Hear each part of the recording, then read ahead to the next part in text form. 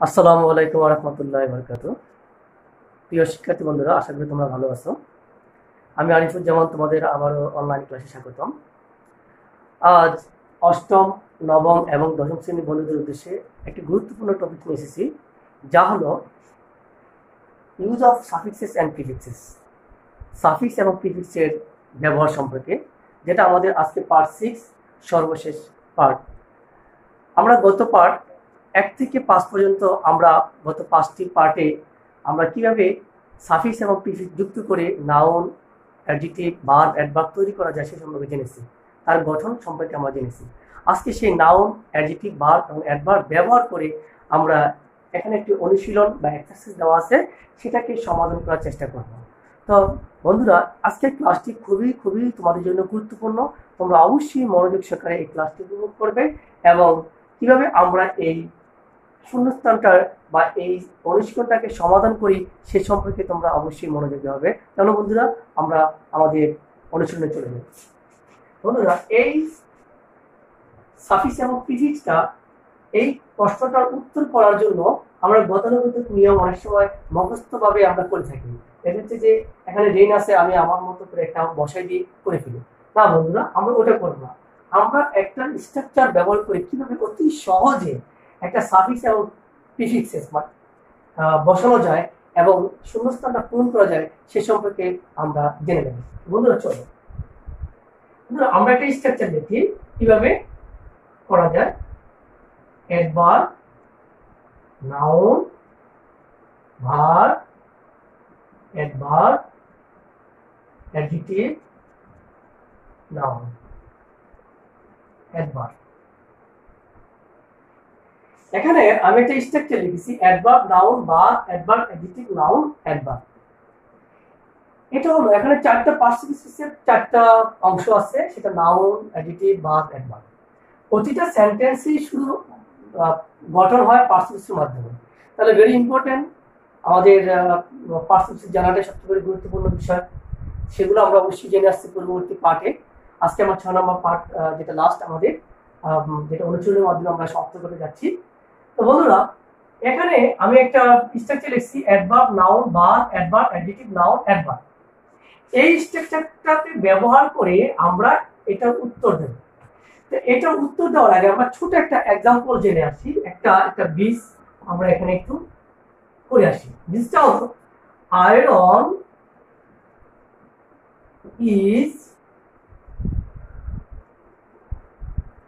is a very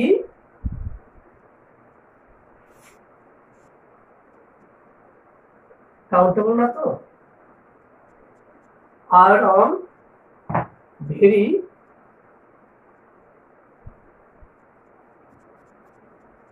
important elements nowadays। তারা পরে লিখতে পারি, আবার লিখতে পারি nowadays।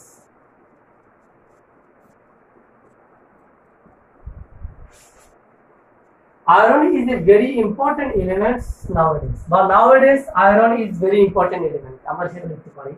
আচ্ছা, আমরা এটাকে যদি আমরা অ্যাডভার্বটাকে আমরা একটু আগে নিয়ে আসি, তাহলে তোমাদের জন্য একটু বুঝতে ভালো হবে। সেটা হবে nowadays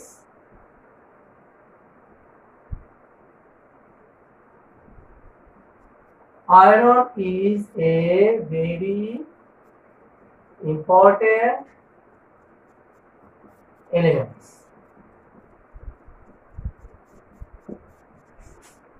তো প্রিয় শিক্ষার্থী বন্ধুরা, একটু লক্ষ্য করো আমি এখানে কেন এটা লিখেছি। দেখো, প্রথমে আছে সেন্টেন্সের শুরুতে নাওয়াডেজ। এটা কিন্তু এই সেন্টেন্সের মুখ্য ভূমিকা পালন করে না, নাওয়াডেজ না লিখলেও কিন্তু হবে।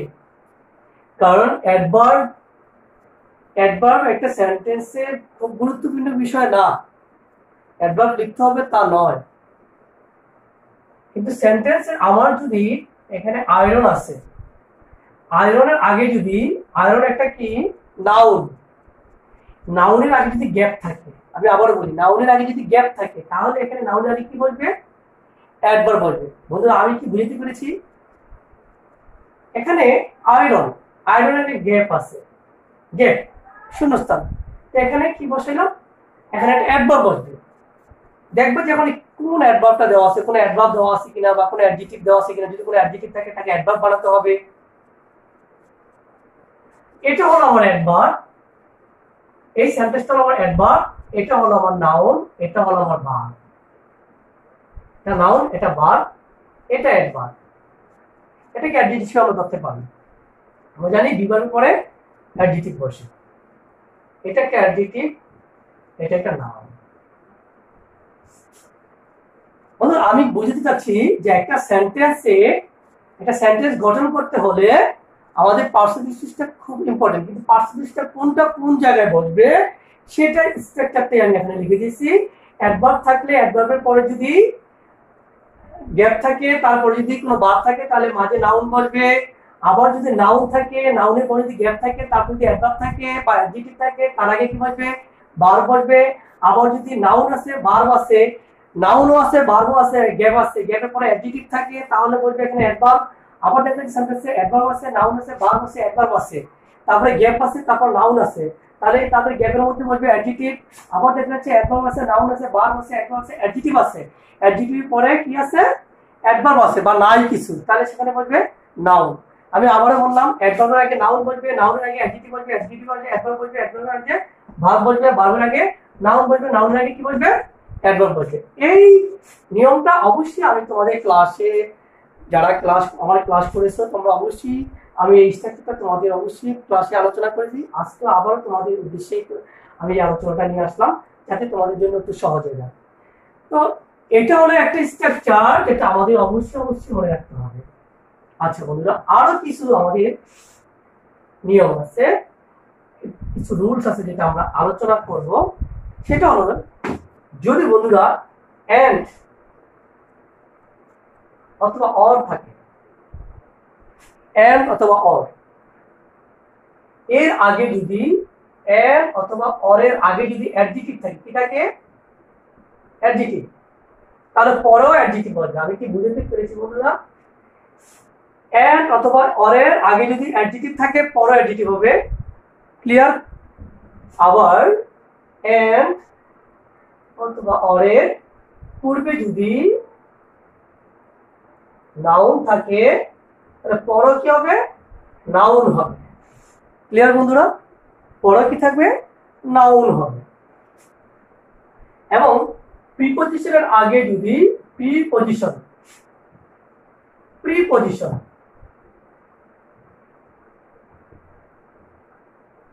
আগে যদি নাউন থাকে, তাহলে পরে কি হবে? নাউন হবে। প্রিপজিশনের আগে যদি অ্যাডজেক্টিভ থাকে, পরেও কি হবে? অ্যাডজেক্টিভ হবে। বলতে এই নিয়মগুলো একটু জেনে নাও, একটু খেয়াল রাখো। যদি এন্ড অথবা অর থাকে মাঝে, এর আগে যদি কোনো অ্যাডজেক্টিভ থাকে, তাহলে পরে কি হবে? অ্যাডজেক্টিভ হবে। আবার এন্ড অথবা অর আছে, তার আগে যদি নাউন থাকে, তাহলে পরে কি হবে? নাউন হবে। ক্লিয়ার? আবার যদি প্রিপজিশনের আগে যদি নাউন থাকে, পরে কি হবে? নাউন হবে। আবার এখানে প্রিপজিশন হবে, প্রিপজিশন। আবার প্রিপজিশনের আগে যদি অ্যাডজেক্টিভ থাকে, পরে কি হবে? অ্যাডজেক্টিভ হবে। তো বন্ধুরা, এই নিয়মগুলো একটু খেয়াল রাখলে, একটু মনে রাখলে আমাদের জন্য অবশ্যই আমরা সহজে এই সাফিক্স এবং প্রিফিক্স অতি সহজে আমরা করতে পারবো, এবং আশা করি আমরা পরীক্ষায় 10-এ 10 মার্কই ক্যারি করতে পারবো। তো বন্ধুরা, আমরা চলো এই অনুশীলনটা আমরা সমাধান করি, তাহলে আমাদের জন্য খুব সহজ হয়ে যাবে।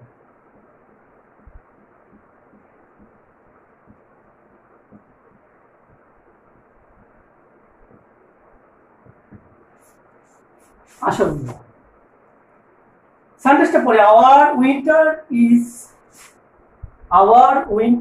Is often dry and rain. আসলে আমরা এই আওয়ার উইন্টার, আরেকটা বিষয় তোমাদের লিখতে হবে। যদি আমাদের পসেসিভ, আমরা অবশ্যই পসেসিভ সম্পর্কে তোমাদের আলোচনা করেছি। পসেসিভ কি তোমরা জানো? পসেসিভ গুলো হলো our, their, my, its, this, এগুলো বলে পসেসিভ। এগুলো কি বলা হয়? পসেসিভ। পসেসিভের পরে সবসময় কি বলবে? নাউন বলবে। মনে রাখবে, তোমরা পসেসিভ সম্পর্কে জানো, সেই জন্য পসেসিভ সম্পর্কে আমরা লিখলাম না। Possessive plus noun. আমি আবার বলি পসেসিভ গুলো কি হবে, our, my, his, their, its, this, এগুলোকে বলা হয় পসেসিভ। এই পসেসিভের পরে কি বসে, আমাদের নাউন বসে। কি বসে, নাউন বসে। তোমরা অবশ্যই সে সম্পর্কে তোমাদের ধারণা আছে। দেখো বন্ধুরা, আওয়ার, আওয়ার কিন্তু যে পসেসিভ, আওয়ার পরে উইন্টার একটা নাউন, তো আমরা নাউনের অংশ চলে গেল। তারপরে ভার্ব, ইজ, তারপরে অ্যাডভার্ব, অফেন, নাউন অংশ চলে গেল। Verb, is, adverb, often, adjective, dry. এই ড্রাইটা জানতে হবে, ড্রাইটা কি, নাউন না অ্যাডজেক্টিভ? ড্রাইটা হলো নাউন, শুষ্ক, না সরি অ্যাডজেক্টিভ। ড্রাইটা হলো অ্যাডজেক্টিভ। তো বন্ধুরা, আমরা কি এর আগে এটা আলোচনা করেছিলাম, যদি এন্ড অথবা অর থাকে, তার পূর্বে যদি অ্যাডজেক্টিভ থাকে, পরে কি হবে, অ্যাডজেক্টিভ হবে। এন্ড অথবা অরের আগে যদি নাউন থাকে, তাহলে পরে কি হবে, নাউন হবে। তাহলে এন্ড অথবা অরের আগে কি পাইছি আমরা, আগে পাইছি অ্যাডজেক্টিভ। কি পাইছি, অ্যাডজেক্টিভ। তাহলে পরে কি হবে, অ্যাডজেক্টিভ হবে। কি হবে, অ্যাডজেক্টিভ। রেন একটা নাউন, রেন একটা নাউন আমরা জানি।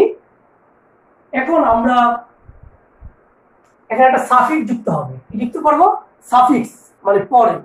এখন আমরা কোন সাফিক্সটা যুক্ত করব এখানে অ্যাডজেক্টিভ করতে গেলে? রেনাল পড়ছি কখনো, রেনি, ওয়াই, রেন্টিভ পড়ছি কখনো, রেনসিভ কখনো পড়ছি না বন্ধুরা। আমরা এটা পড়ি না, আমরা পড়েছি রেনি। কি পড়েছি, রেনি। একটা ওয়াই সাফিক্স যুক্ত করব। কি যুক্ত করব, একটা ওয়াই সাফিক্স যুক্ত করব। আমরা আনসারটা এখানে লেখার চেষ্টা করি বন্ধুরা, আর এ এন ওয়াই। এই যে ওয়াই সাফিক্স যুক্ত করে আমরা কি করলাম, অ্যাডজেক্টিভ করে ফেললাম।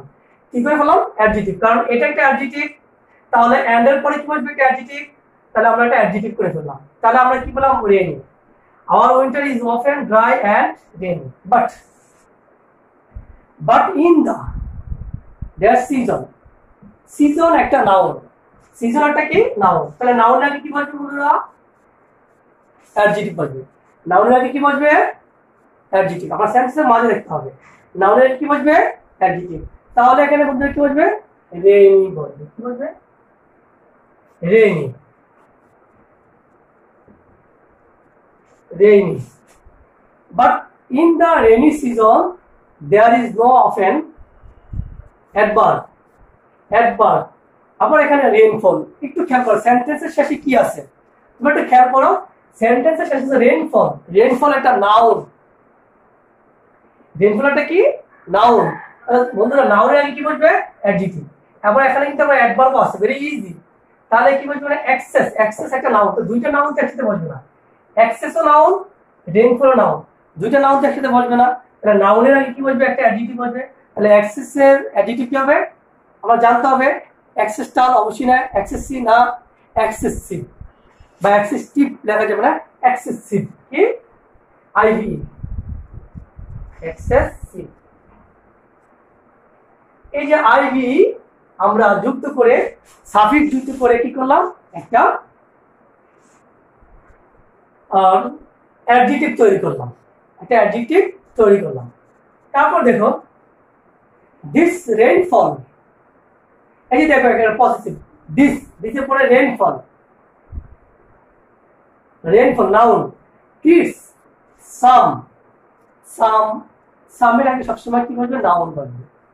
এখন আসো,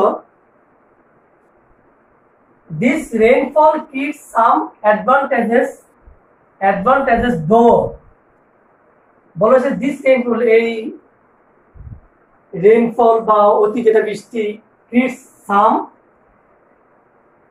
কি করে, কিছু আমাদের কি অ্যাডভান্টেজেস, মানে অতিবৃষ্টি কি আমাদের জন্য কি বলা হয়, বা যেটা বলা যে ভারী বৃষ্টি, সেটা কি আমাদের জন্য সুবিধা হয়।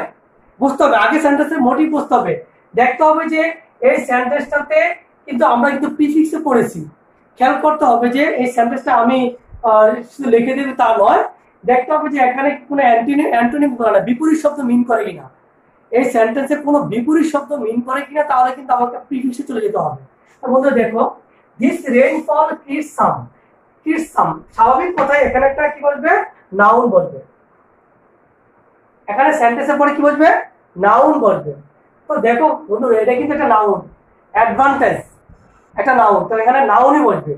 যখন কোনো ব্র্যাকেটের মধ্যে যখন নাউন অ্যাডজেক্টিভ বা অ্যাডজেক্টিভ থাকে, তখন যদি সে নাউন বা অ্যাডজেক্টিভটাই বসে, তখন তার অ্যান্টোনিম হয়ে যাবে, কি হয়ে যাবে? বিপরীত হয়ে যাবে। তাহলে অ্যাডভান্টেজের বিপরীত হবে ডিসঅ্যাডভান্টেজ।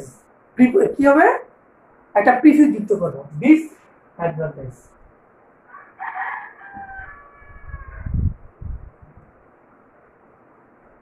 বন্ধুরা আবারও আমি বুঝি তোমাদের, এটা একটা নাউন, এটা একটা নাউন, কিন্তু আমার নিয়ম অনুযায়ী এখানে নাউনই বসবে।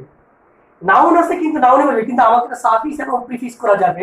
কিন্তু অ্যাডভান্টেজ কি আমরা কোনো সাফিক্স করতে পারি না, অ্যাডভান্টেজকে আমরা প্রিফিক্স করতে পারি। তাহলে প্রিফিক্স করতে হলে একটা ডিস ব্যবহার করবো। ডিস একটা প্রিফিক্স, এটা একটা নেগেটিভ হয়ে গেল। প্রিফিক্স মানে নেগেটিভ অর্থে বোঝানো হয় ডিসঅ্যাডভান্টেজেস। তাহলে আমরা এখানে এটা একটা নাউন পেয়ে গেলাম, আমরা নাউন পেয়ে গেলাম। তারপরে প্রশ্ন, যদিও our land becomes very, বলেছে this rainfall is some disadvantages। যদিও our land becomes very, এখানে কি বলা হয়েছে?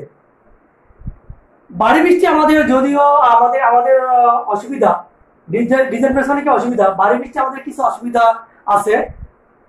যদিও our land becomes very, এখানে প্রোডাকশন আছে, একটু খেয়াল করি আমরা, একটু দেখে নিই। তারপরে কি আমাদের জমির জন্য উর্বর, যেটা মানে উৎপাদনশীল করে ফেলে। আওয়ার ল্যান্ড বিকামস ভেরি, ভেরির পরে কি বসবে? একটা অ্যাডভার্বের পরে একটা অ্যাডজেক্টিভ বসবে। অ্যাডভার্বের পরে কি বসবে? একটা অ্যাডজেক্টিভ বসবে। কিন্তু এখানে আছে কি? প্রোডাকশন, একটা নাউন আছে। নাউনকে আমরা কি করব? অ্যাডজেক্টিভ করব। অফ এনি, একটু খেয়াল করতে হবে। আমি এটাকে অ্যাডজেক্টিভ করার আগে একটু আমাকে নজর রাখতে হবে।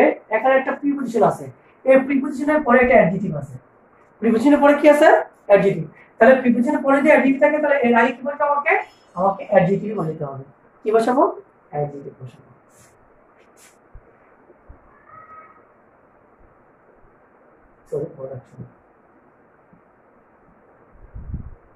তাহলে এখানে প্রোডাকশনের কি হবে? প্রোডাক্টিভ। কি হবে? প্রোডাক্টিভ। আমার হয়তো বা একটু জানা আছে, আমার হয়তো বা একটু অনুশীলন একটু বেশি আছে, বিধায় আমি সহজেই নাউনকে অ্যাডজেক্টিভ করে ফেলতে পারি। তোমরা কিন্তু যদি সহজে না পারো, তোমরা কিন্তু সেখানে সাফিক্স গুলো ব্যবহার করে খেয়াল করবা যে এখানে প্রোডাকশন আছে, প্রোডাক্টাল, প্রোডাক্টিভ, প্রোডাক্টিভ, কোনটা হয়? প্রোডাক্টিভ। তুমি বুঝতে পারবা যে কোন সাফিক্সটা যুক্ত করলে একটা সঠিক অর্থ দাঁড় করায়, তখনই তুমি বুঝতে পারবে যে এটা আসলে একটা অ্যাডজেক্টিভ বা একটা নাউন হয়েছে। তারপর প্রোডাকশনকে আমরা অ্যাডজেক্টিভ করলাম productive of any kind of crops. তারপরে আসো, টু মাচ রেইনফল কজেস, অতিরিক্ত রেইনফল, ভারী বৃষ্টির কারণে, কজেস কারণে, মিজার, অতিরিক্ত মানে মিজার একটা নাউন, সাফারিং একটা নাউন। আমরা বন্ধুরা পড়েছিলাম, আমরা জিরান্ড এবং প্রেজেন্ট পার্টিসিপল তোমাদেরকে আলোচনা করেছিলাম যে ভার্বের শেষে আইএনজি যদি যুক্ত হয়, সেন্টেন্সের শুরুতে হয়, তাহলে জিরান্ড হয়, সেটা নাউন হিসেবে ব্যবহৃত হয়। আবার যদি সেটা কোনো সেন্টেন্সের মাঝে আইএনজি যুক্ত হয় কোনো ভার্বের শেষে, তাহলে সেটাও নাউন হিসেবে ব্যবহৃত হয়। দেখো বন্ধু, সাফার একটা ভার্ব ছিল, তারপরে একটা আইএনজি যুক্ত একটা সাফারিং হয়ে গেছে। এটার পূর্বে কোনো বি ভার্ব নাই, কোনো অক্সিলারি ভার্ব নাই, সো এটা একটা নাউন। তাহলে নাউনের পূর্বে কি বলবে বন্ধুরা? অ্যাডজেক্টিভ বলবে। আর এই নাউনের পূর্বে মিজার একটা নাউন আছে, তাহলে নাউন তো আর বসবে না। সো মিজারকে আমরা কি বানাবো? একটা অ্যাডজেক্টিভ বানাবো। এই অ্যাডজেক্টিভকে কি বলা হয়? মিজারেবল। কি হবে? মিজারেবল।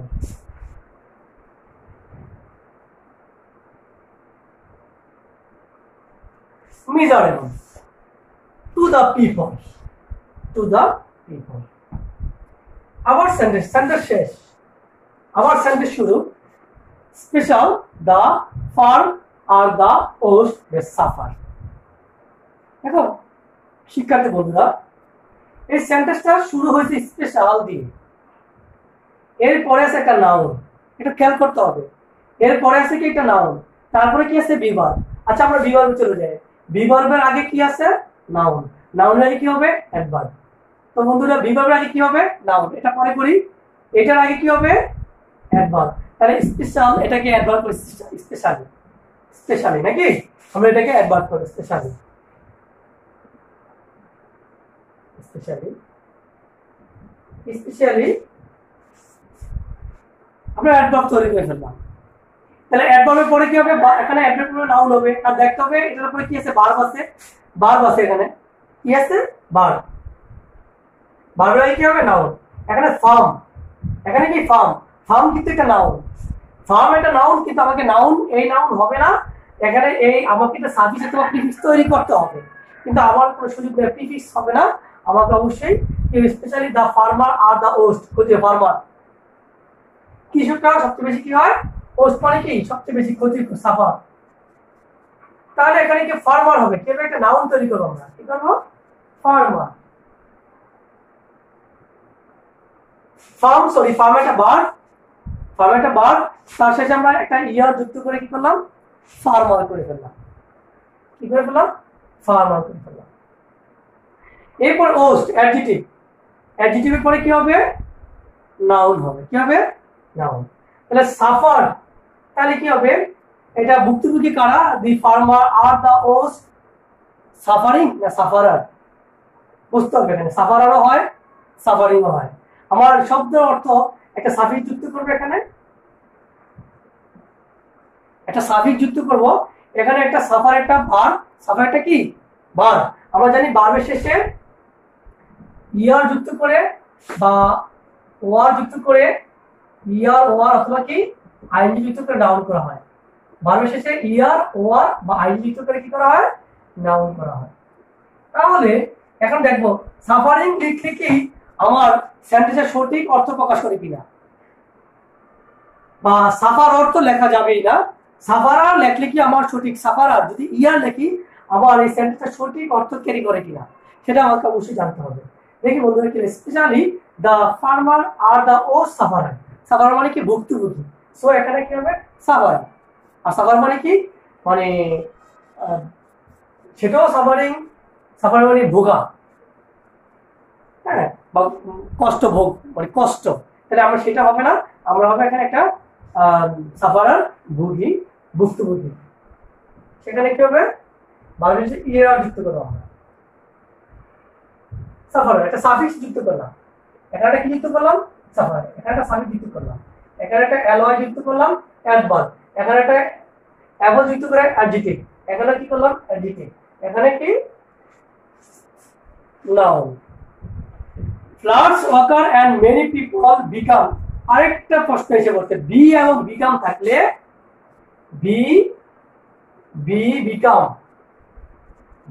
বিকাম বা বিভাগ থাকলে তারপরে যেটা বারবার থ্রি বলে অ্যাডজেক্টিভ হবে। কি হবে? অ্যাডজেক্টিভ। বিকাম বিভাগ থাকলে অ্যাডজেক্টিভ হবে। ক্লিয়ার? তাহলে বি এবং বিকাম থাকলে অ্যাডজেক্টিভ। তাহলে হোম এর অ্যাডজেক্টিভ কি হবে? Homeless. Floods occur and many people become homeless। ruin হয়, হোমলেস। এই লেস একটা সাফিক্স, এই সাফিক্সটা যুক্ত করে আমরা কি করলাম? অ্যাডজেক্টিভ করে দিলাম। হোম একটা নাউন, নাউনকে আমরা কি করলাম? অ্যাডজেক্টিভ করলাম। প্রিয় শিক্ষার্থী বন্ধুরা, যদি তোমরা মনোযোগ সহকারে এই ক্লাসটি উপভোগ করে থাকো, আমি আশা করি তোমরা খুব অতি সহজেই তোমরা এরকম আরো অনুশীলন আছে যেটা তোমরা সহজেই আনসার করতে পারবা এবং সহজেই সেটা সম্পর্কে ভালো ধারণা রাখতে পারবা এবং পরীক্ষা হলে একটা ভালো মার্কস তোমরা ক্যারি করতে পারবা। প্রিয় শিক্ষার্থী, অষ্টম, নবম এবং দশম শ্রেণীর শিক্ষার্থীদের উদ্দেশ্যে আমি আবারও বলি, আমরা যে টপিকটা এই পার্ট 6 এর মাধ্যমে শেষ করলাম সেটা হলো সাফিক্স এন্ড প্রিফিক্স।